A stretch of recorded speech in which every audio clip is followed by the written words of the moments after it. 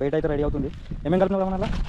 తవుడు, గోధుమ పిండి, మైదా పిండి, రాగి పిండి, బెల్లము, బ్రెడ్, పార్లేజీ బిస్కెట్, 2 కాజా, 2 గుడ్లు, ఏది దొరికితే అవైలబుల్గా అది కలిపినాం ఫ్రెండ్స్. ఈరోజు అయితే చూడాలి చేపలు ఎట్లా పడతాయో.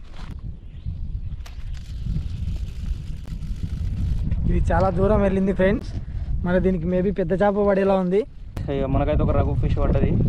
మావాడైతే దాన్ని పొతం చేస్తుండు. ఇప్పుడు దాన్ని షికారు చేసి కాల్చి ఇక్కడే దాన్ని తినబోతున్నాం ఫ్రెండ్స్.